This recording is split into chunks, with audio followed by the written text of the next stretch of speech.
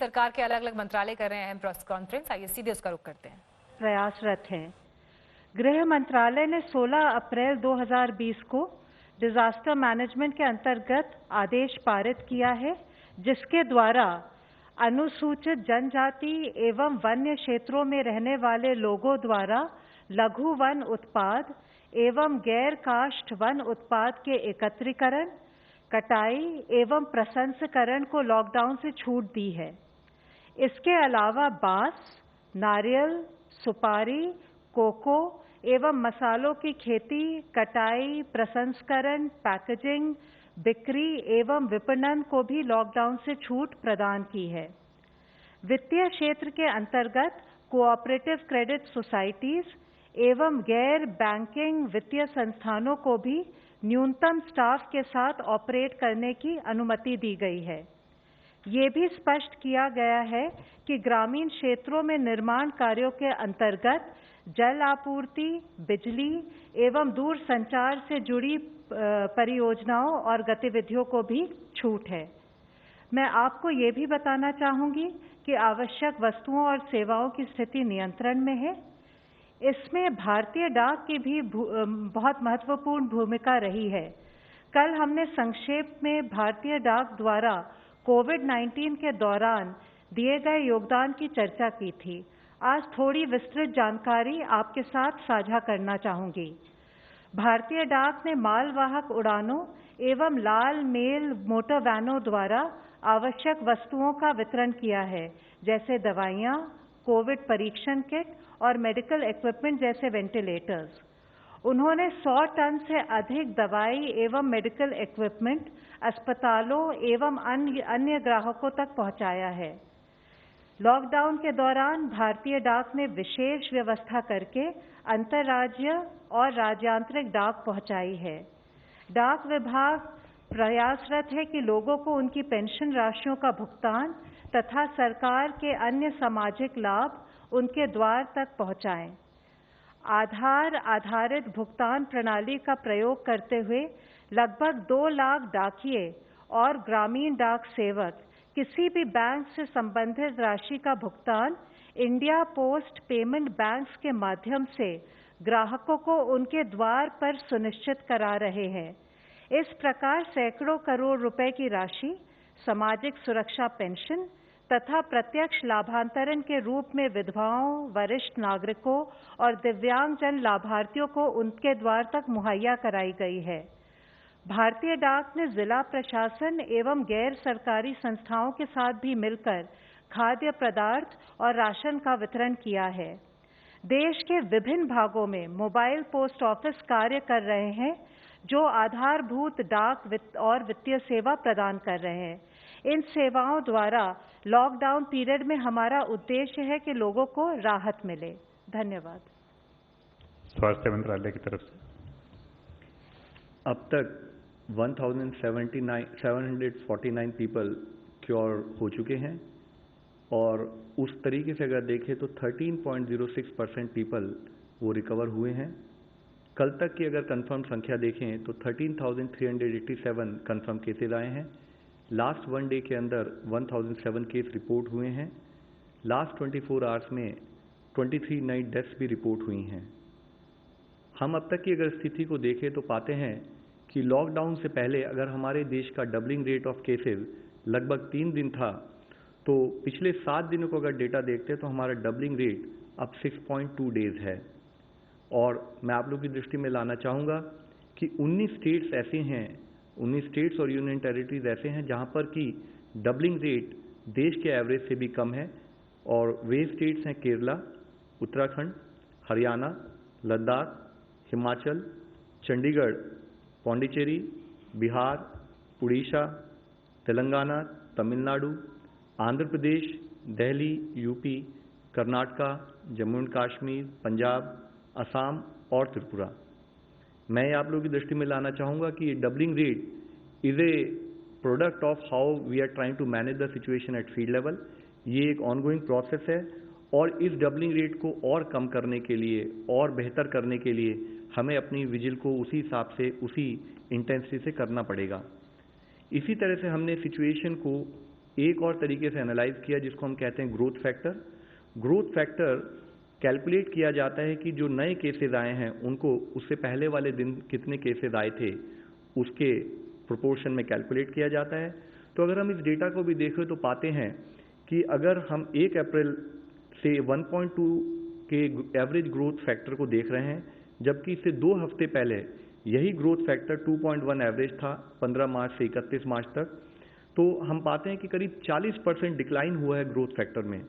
और ये डिक्लाइन भी तब हुआ है जब एक साथ हम लोग दूसरी तरफ से प्रयत्न करके नंबर ऑफ केसेस जहां पर सैंपल्स कलेक्ट हो रहे हैं, सारी और ILI के केसेस के भी सैंपल कलेक्ट हो रहे हैं, तो हम अपना नंबर ऑफ सैंपल्स देश में बढ़ाते आ रहे हैं। इसी के साथ ही हमने एक आउटकम रेशियो भी कैलकुलेट किया। आउटकम रेशियो कैलकुलेट करते हैं जो केसेस रिकवर्ड हुए हैं वर्सेस जो केसेस जिनमें डेथ रिपोर्ट हुई हैं। मैं आप लोगों की दृष्टि में लाना चाहूँगा कि देश की तरफ से देखें तो हर केस, हर डेथ एक चिंता का विषय है। और उसी समय में लेकिन अगर हम देखें तो हमारे यहाँ पर केसेस हैं करीब 80% अगर हमारे केसेस रिकवर हो रहे हैं और 20% केसेस में डेथ अगर जैसे रिपोर्ट हुई है, तो ये दूसरे देशों से अगर कंपेयर करें तो शायद हम कुछ बेहतर कर रहे हैं और हमें इसे और बेहतर करने की हमें एफर्ट करना है कि हम अपना ट्रीटमेंट और केयर फर्दर इंप्रूव करते रहें ताकि हम इस रेशियो में फर्दर इंप्रूवमेंट ला सकें। साथ ही 5 lakh rapid antibody test kits सभी राज्यों और जिलों में जहां पर भी हाई केस बर्डन नोट किया गया था वहां वितरित किए जा रही हैं। कल एम्स ने भी कोविड-19 से संबंधित मैकेनिकल वेंटिलेशन मैनेजमेंट पर फिजिशियंस की एक ऑनलाइन ट्रेनिंग को ऑर्गेनाइज किया था। आज माननीय ग्रुप ऑफ मिनिस्टर्स जो हमारे माननीय हेल्थ मंत्री की अध्यक्षता में, उसमें फर्दर रोड मैप लॉकडाउन और एक्सटेंडेड लॉकडाउन की स्थिति में हमारा क्या डायरेक्शन होना चाहिए उस पर एक विस्तृत चर्चा हुई। उसमें मुख्यतः diagnosis, vaccines, drugs, hospital equipment accessories और जनरल वेलनेस से निपटने के लिए साइंस एंड टेक इंस्टीट्यूट जो हैं उनके एफर्ट्स का रिव्यू किया गया। हमारे को यह लड़ाई हर फ्रंटियर पर लड़नी है और फील्ड पर लड़ाई लड़ते हुए एक हमारा फ्रंटियर है साइंस एंड टेक, जिसके द्वारा हमें इस लड़ाई को आखिर में जीतना पड़ेगा। उसी के तहत council for scientific and industrial research, department of biotechnology, department of science and technology और डिपार्टमेंट ऑफ एटॉमिक एनर्जी, वहाँ पर कंटिन्यूड इस विषय में एफर्ट चल रहे हैं, जिसके तहत ही इन चारों ऑर्गेनाइजेशंस ने टेस्टिंग कैपेसिटी को बढ़ाने के लिए भी अपनी 30 लैब्स का योगदान दिया है। हमारे एफर्ट्स प्राइमरीली फोकस्ड हैं न्यू रैपिड और एक्यूरेट डायग्नोस्टिक किट्स बनाने में, जो कि अपना रिजल्ट 30 मिनट में दे सकें। साथ ही इनोवेटिव पूलिंग स्ट्रैटेजीज बनाने में, ताकि हम लिमिटेड टेस्ट होते हुए भी अगर उसको और एक्सपैंड करना चाहें, larger number of people cover करना चाहें, उसके लिए काम कर सकें।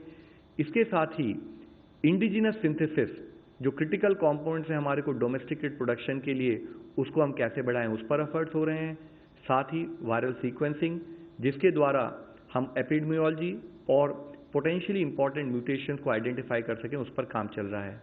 इसके साथ ही वैक्सीन डेवलपमेंट की दिशा में inactivated virus, antibodies to major antigens, monoclonals और RNA बेस्ड वैक्सीन पर भी काम किया जा रहा है। भारत ग्लोबल पार्टनर्स के साथ काम कर रहा है ताकि हम ये सुनिश्चित कर सकें कि हमारी इफेक्टिव वैक्सीन डेवलप की जाए और हम जल्द से जल्द उसको पब्लिक को मुहैया करा सकें। यह एक टाइम कंज्यूमिंग एफर्ट्स है, लेकिन हमारे सारे एक्शंस इस पर फोकस हैं कि कैसे हम इस प्रोसेस को स्पीड अप करें।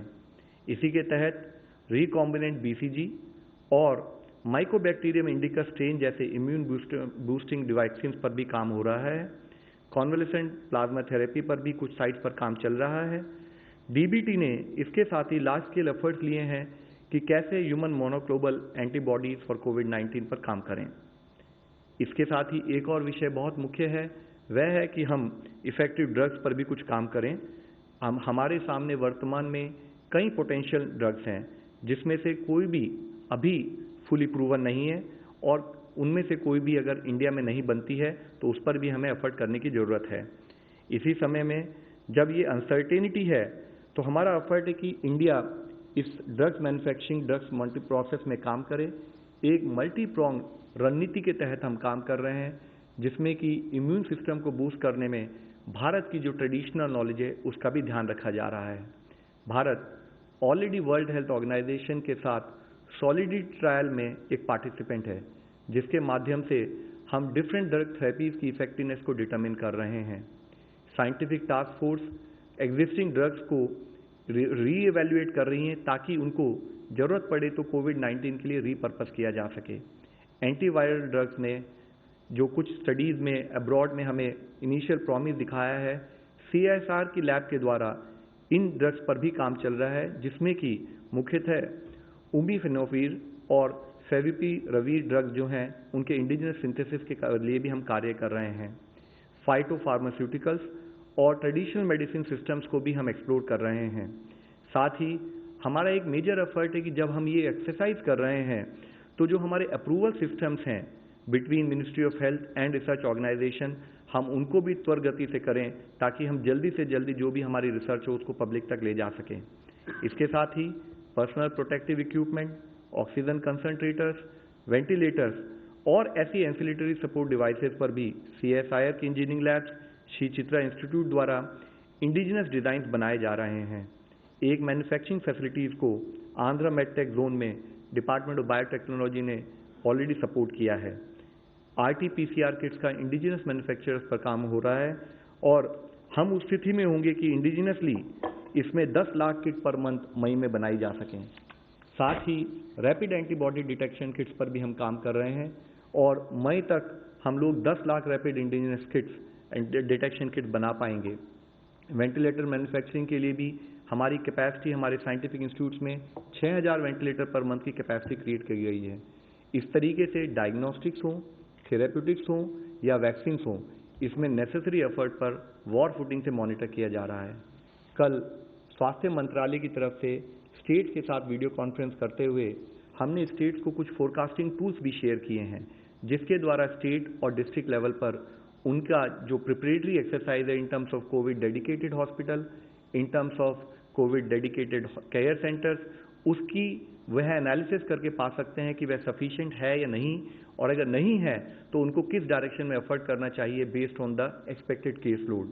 इसी तरीके से डेडिकेटेड कोविड हॉस्पिटल्स और डेडिकेटेड कोविड हेल्थ सेंटर्स देश में दिन प्रतिदिन इस पर हम काम कर रहे हैं, जिसके तहत 1919 कोविड डेडिकेटेड हॉस्पिटल्स और कोविड हेल्थ सेंटर्स बनाए जा चुके हैं। टोटल ऑफ अगर उसमें देखें तो 1,73,000 आइसोलेशन बेड्स और 21,800 ICU बेड्स में उसके द्वारा तैयार किए जा चुके हैं। यह मैं आप लोगों की दृष्टि में इसलिए लाना चाहता हूं कि हर तरीके से एफर्ट चल रहा है कि अगर केसेज आएँ देश हर तरीके से उससे निपटने के लिए तैयार रहे। इसी के तहत हर स्टेट में, हर डिस्ट्रिक्ट में एफर्ट चल रहे हैं। जब चारों तरफ देश में एफर्ट चल रहे हैं तो उस समय में किसी एक पर्टिकुलर स्टेट में कोई पॉजिटिव एफर्ट मैं आप लोगों की दृष्टि में लाना चाहूँगा। जैसे कि आज उदाहरण के तौर पर मैं आपको दिखाना चाहूँगा कि कैसे अहमदाबाद में एक डेडिकेटेड कोविड हॉस्पिटल बनाया जा रहा है।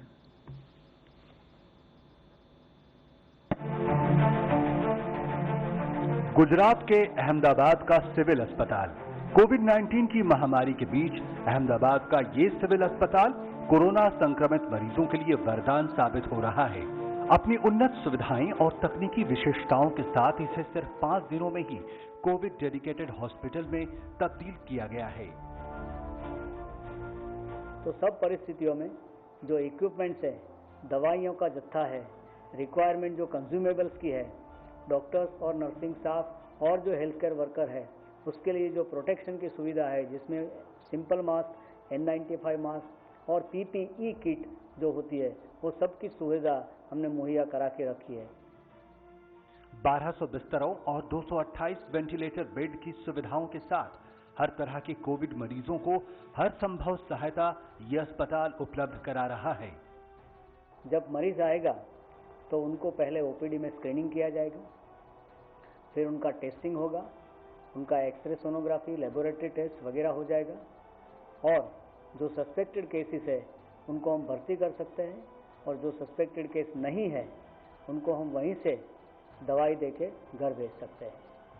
अगर कोई मरीज सीरियस कंडीशन में या क्रिटिकल कंडीशन में आता है तो उसके लिए हमने OPD के पास ही एक ट्रायज एरिया बना के रखा है, जिसमें कि वेंटिलेटर और मल्टीपारा मॉनिटर और इन्फ्यूजन पंप वगैरह सब सुविधा हमने तैयार की है। OPD से ICU तक, संदिग्ध मरीजों से लेकर गंभीर मरीजों तक हर स्तर पर यहां उपलब्ध चिकित्सा सुविधाएं लोगों को कोविड से लड़ने को लेकर हौसला दे रही हैं। कोविड पॉजिटिव मरीज अगर बच्चा है तो यहां पेडियाट्रिक वार्ड भी उपलब्ध है। अगर कोई बुजुर्ग है या किसी को गुर्दे की समस्या है तो डायलिसिस की सुविधा भी इसी कोविड अस्पताल में मौजूद है। पेशेंट की कंडीशन जैसे कि वो स्टेबल पेशेंट है या क्रिटिकल पेशेंट है उस हिसाब से, और दूसरी बात कि उसको डायबिटीज, हाइपरटेंशन या कोई हाई रिस्क बीमारी जैसे हार्ट की बीमारी या किडनी की बीमारी है तो उस तरह से उनको अलग प्रकार की सुविधा और ट्रीटमेंट सबकी ज़रूरत होती है, उसके हिसाब से रखते हैं। समय के साथ जैसे ही नए नए मामले आ रहे हैं, सारे मेडिकल स्टाफ जरूरत के मुताबिक ड्यूटी के बाद अस्पताल में ही रह रहे हैं ताकि वो हर समय अपनी सेवाएं देने के लिए तैयार रहें। जो स्टाफ काम करेगा डॉक्टर से लेके हाउसकीपिंग तक, वो 8 घंटे की ड्यूटी करेगा, फिर 16 घंटे वो आराम करेगा। उनके आराम करने के लिए और रहने के लिए हमने हॉस्पिटल में ही जो अलग अलग ब्लॉक्स है उनमें आइसोलेशन करके हमने उनके रहने की और खाने की सुविधा मुहैया कराई है। कोविड की इस चुनौतीपूर्ण स्थिति में मेडिकल स्टाफ खुद के बचाव के लिए भी सारी जरूरी सावधानियां बरत रहे हैं। इस अस्पताल के अलावा गुजरात सरकार राज्य के सभी शहरों में बने इसी तरह के कोविड अस्पताल के जरिए न सिर्फ कोविड-19 संक्रमण का परीक्षण कर रही है, बल्कि गुजरात में इस महामारी पर लगाम भी लगा रही है।